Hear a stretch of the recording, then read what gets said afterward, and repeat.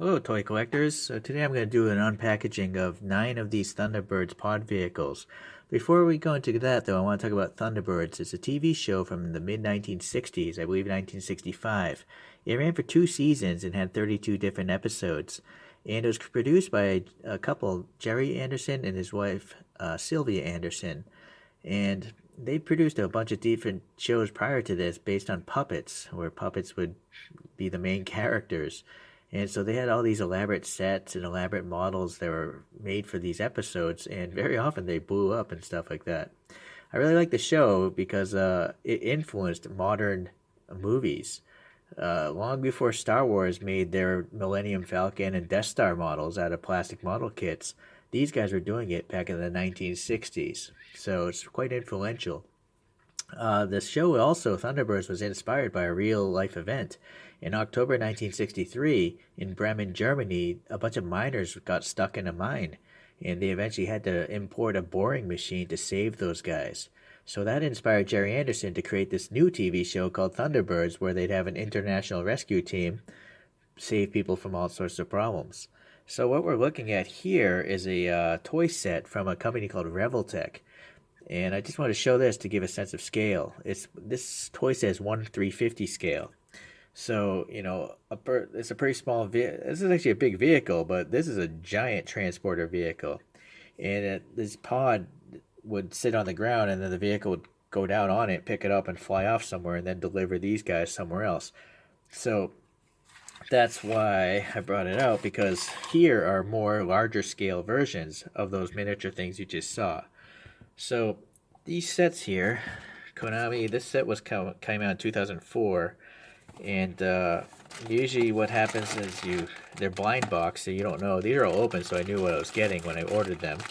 You get some desiccant, you got some simple instructions, and then you have the painted finished thing. You just got to snap it together. So I'm gonna go ahead and do that, but I'm gonna actually show you the back side. So in case you want to pause the video, let me just focus here. So that is what's available across these two sets. Okay, I don't have all of them. I have 9 of them. So I'm gonna just cut away for a moment, take these all out of the bags here, and then we'll talk about each one in a little bit more detail. Okay, and here we are. They're taken out of the bags. I still left some in the blisters, so you can see what you have to do to assemble these things. So let me put this down here, and we're gonna start with this first set here. So this first set actually came from the very first episode of this series called Trapped in the Sky. And there's actually statistics on all these vehicles on Wikipedia fandom, so that's what I looked up here. So these are called the elevator cars. And there's a number 1 and 2 because number 1 is actually manned by an actual person, or in this show it would be manned by a puppet person. And then number 2 would be a remote controlled vehicle. So what happened in the first episode is there was a crazy looking supersonic looking commercial airplane, and someone planted a bomb on it. So this thing was used to help land the vehicle, because I guess the landing gear wasn't working on the plane. So the plane literally landed on these pads. So statistically, what I found on that Wikipedia fandom is these things are supposed to be 18 meters long, 18.6 meters long, 12 tons in weight, and they can go up to 360 kilometers per hour because they had to keep up the speed of an airplane. So I'm noticing these are the pieces here. So we got 2 pegs here and this back wall. Not all of these actually came with the instructions, so you have to bear with me, but I think based on the box it's supposed to go like this. So I'm going to put this piece in here first. It's a friction fit. No need for glue. So that's the back base here. And let me pull out this coaster here. And so we have remote control vehicle 1 and number 2.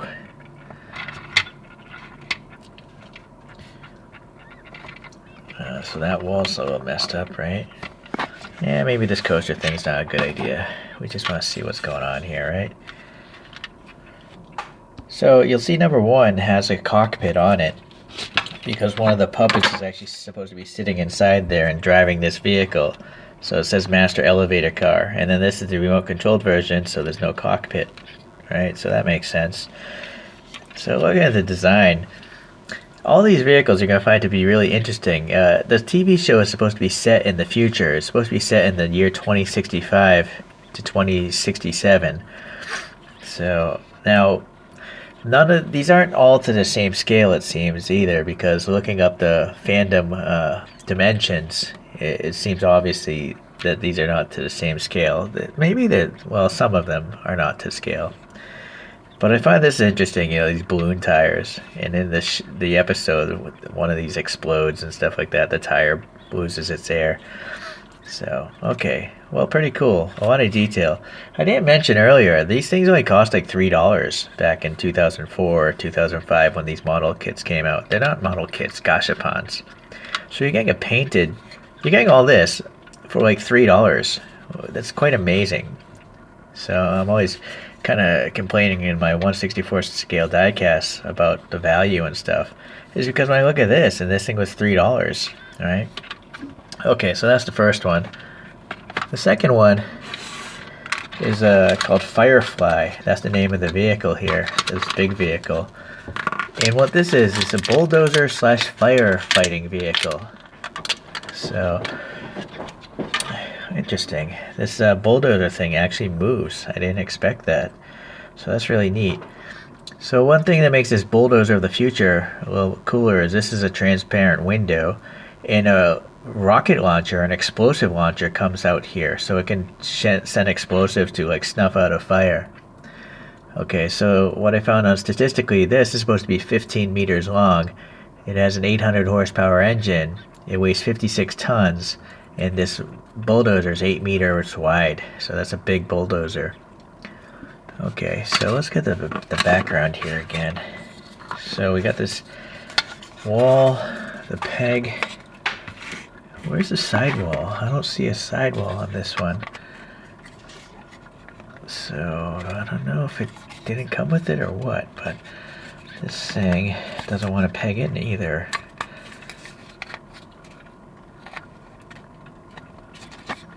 Okay, well, it's definitely a tight fit. And some accessories, some like gas HVAC equipment or something. Some sort of gas tank here. So this can go here. And then it also came with this tiny vehicle. This is called the Jet Air Transporter. So a puppet would be sitting up here in this front cabin here.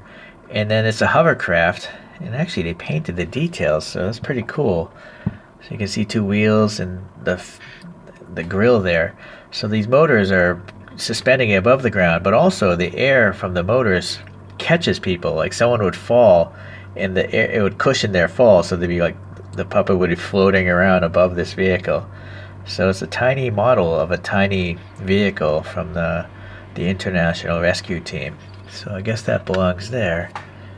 And let's see, there you go, a little focus action. What I'm curious is, where's the wall piece here that I saw on the other one? I think these are all supposed to bank together. See, if you go like this, you got a tongue and groove thing here. So, sadly, that one's missing. Too bad. Okay, now the next one is probably the most popular one. They come in different scales and stuff like that. This model is called the Mole. Like an animal, a mole that digs under the ground. Oh, I guess this is the wall here. I guess I didn't package it. So I didn't group the pieces together correctly, my bad. Alright, so that's good. Alright, so the mole here, this is a 60-meter long boring machine. It has a rocket engine here in the back. So what happens is it has this transporter. Let's see if we can put this thing together. So there's a tongue and groove here. It snaps, I guess, right there, and then it must rest there. I'm afraid to break it.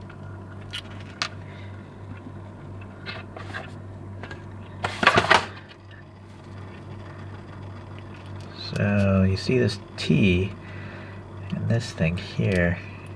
Oh boy, I don't know. It's very questionable. Is it possibly? No, I don't see any other way that's supposed to go in. I guess you gotta remember, if this thing was $3, you can't expect the greatest fit and finish. So this tongue and groove here, the tongue of the driller bit, must slide in here. So that's kind of nice that you know, you have this separate thing. It's weathered too. Look at the paint, it's weathered. So that does slide in. It's just this thing is not sliding in here. Alright, well, I guess that's gonna have to do for. And then you got this base here. Look at this, it's all painted and stuff. You got some treads. It's really flexible rubber too, so if you drop this, it's not gonna break. It's really neat. It's actually hollow. I can flex the thing. So I think it might be vinyl or something, like a vinyl toy. So I think it's supposed to be like that. Right? Okay, well, if that actually grooved in properly. So that's an interesting little diorama piece here. Boy, that's really bothering me. I can't get this thing in there. That's a joke in the making right there. Okay, so come on. I guess that's as good as I'm gonna get it. Again, that might be another joke in the making right there.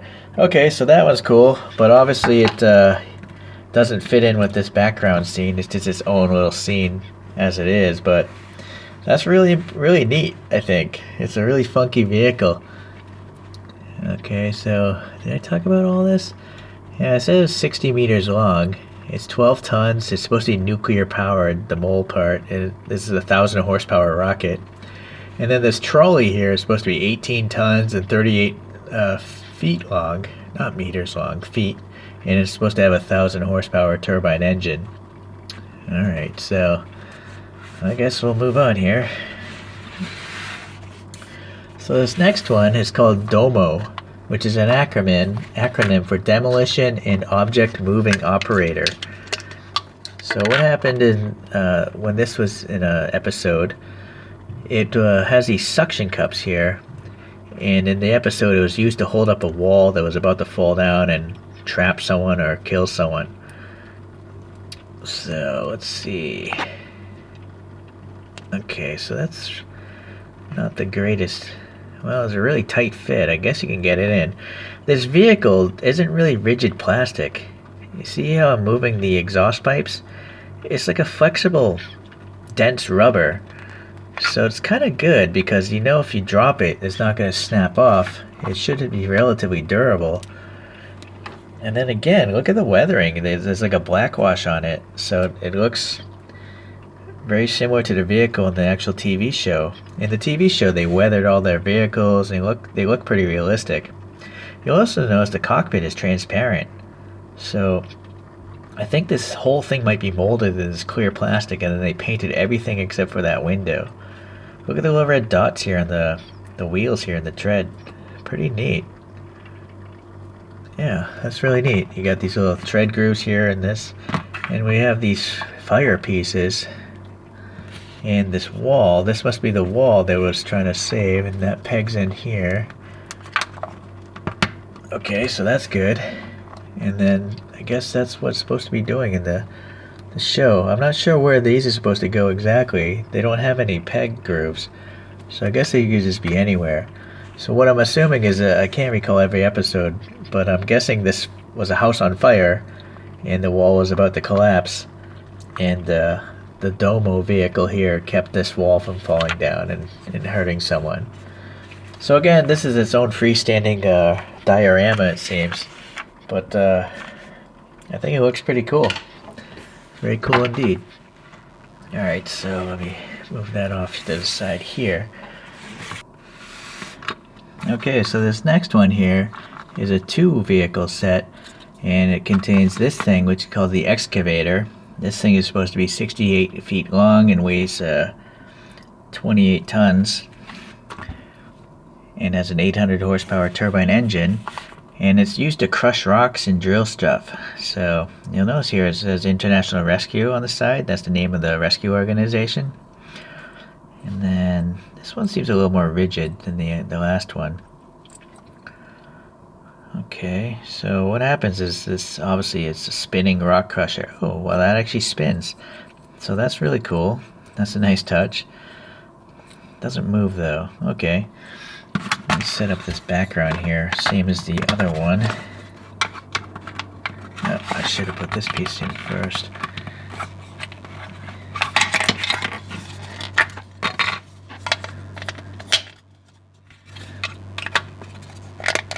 Okay, so that. Now it came with this other small vehicle here. This is called a laser cutter vehicle, which is supposed to be 14 feet long, and it has a high power laser that was used in an episode to melt through a steel door and save some sort of British agent.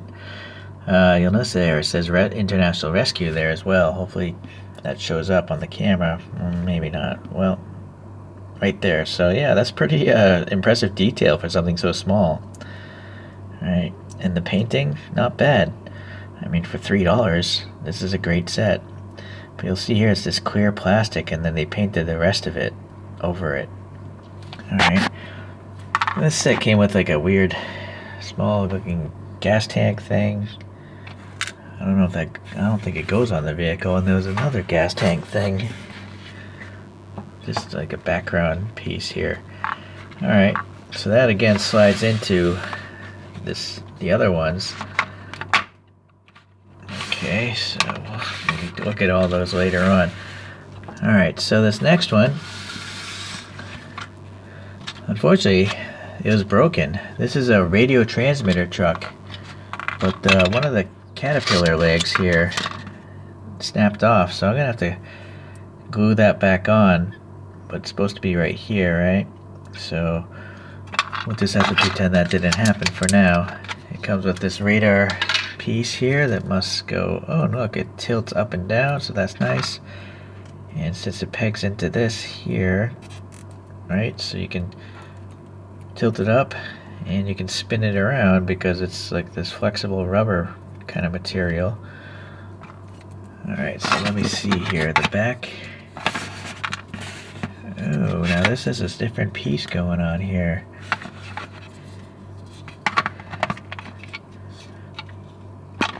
What is the deal with this? I see. So this is a totally end piece here. Okay, so that's this diorama background. And then that truck with this broken caterpillar leg. So this radio transmitter truck, it was in an episode where there was like a rocket somewhere out in space, and they used this high-powered radio controller to control it a little bit. Oh, look, it says International Rescue there, so that's pretty nice too. It also came with this truck, although I'm not sure what its purpose was. It's just an accessory piece, and again, I don't know what this is. I thought it belonged to this, but I see no way for this to go onto this, so it might just be a piece that sits like that. It's like a background accessory. Okay, so what's nice is you have all these wall pieces joining together. And let me pull out a little bit. So you got all these vehicles for the International Rescue Team. It's pretty neat. Alright, let's continue on. So this is another excavator. Okay, so the background's pretty simple. And it comes with this blister. And I'm guessing it just goes like that. What is this? Weird is this is glued down. I'm not sure why that would be there. Oh, I see. I think I see. So you notice here it's supposed to be digging rock and stuff, and then that is supposed to be scooping up the rock, and then it crushes it and it shoots it all out the back. So you can see on the vehicle itself it's spitting out all the crushed rock that it dug up. And the reason why they have it separate is because when we look at this excavator, this is when it's in mobile transport mode. But I guess this thing can swing down, and so that's what it's supposed to look like when it's down, digging out rocks. So that's the variation there. Okay, so that makes sense. Alright. It's his own freestanding diorama in this case, but I think it looks pretty cool. Alright.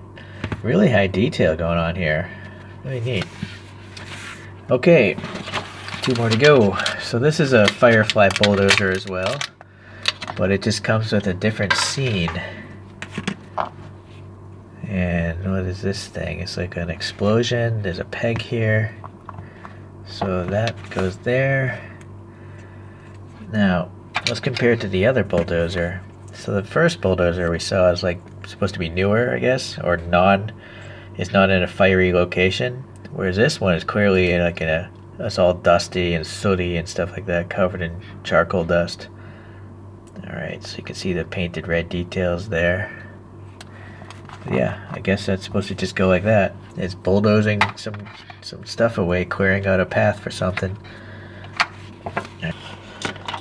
Okay, so the last one here are the recovery vehicles from an episode called Pit of Peril. And in this vehicle, there was like a crazy walking robot vehicle that got stuck in a pit. And so International Rescue came with these two vehicles to pull it out with some magnetic cable pulls. So you'll see here I'm putting some antenna in here, and I'm noticing here the thing is actually grooved. It's a special shape in the antenna that goes in here. Where'd the other one go? Okay. And then this one goes into this one. And apparently it goes this direction. Let's go to the background here. It came with this two-piece crane looking winch. So this thing goes here. Back wall, and then this has a really cool looking cave wall with a control board on it. It must go in here. Okay. Alright, so this actually completes this whole bank of stuff. Pretty neat. Okay, so like just like those elevator cars though, it seems like one of these vehicles is manned by a puppet. It says 1 here, and then that one says 2. This is the RC vehicle controlled by that vehicle. But you'll notice here, these are some magnetic, I don't know, plugs or whatever, and they shoot out with rockets down into the Pit of Peril, and they pull out the vehicle with some cables. So that's what happened in that episode. I remember that one. So these are supposed to be 50 feet long vehicles, and they have 900 horsepower turbine engines, and they're supposed to be able to go 50 miles per hour and weigh around 40 tons. So that's the specs on that one. And it's supposed to be able to pull 75 tons of whatever with these magnets. So let's see here. We got, again, some molded in details, different colors here. This flexible, like cable, hydraulic cable, I'm guessing. And then, yeah, really, really good details. Quite impressive. Alright, so the tracks are different color. There's a black paint wash. So that's really neat. Alright, so let's put those here. So it seems even though I don't get every model in these two sets, I was lucky enough that I got the right ones with the end pieces. And I can actually bank. Oh boy, this is so big. But again, that's another joke in the making. But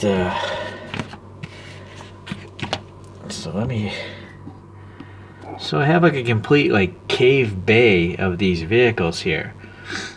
So, and then these other ones are just kind of like freestanding dioramas, which seems to be common with some Konami gashapon toys. I have a couple from the Alien line of movies, and they also have freestanding backgrounds like this. So, anyways, it's quite interesting. Again, you gotta remember, this is from a TV show of puppets made in the mid-1960s, and it's their idea of what the year 2065 would look like. And I guess even in today, these are kind of futuristic vehicles. They're definitely unique looking. So, anyhow, yeah, I suggest you guys maybe try to download an episode of Thunderbirds or something like that. I know there have been more recent versions of it, like I think even a live-action movie, or maybe not. Maybe as an animation. I haven't seen it. I've only watched the original TV shows. Very well, so hopefully you learned something today, and I guess we'll catch you around the next time. Bye.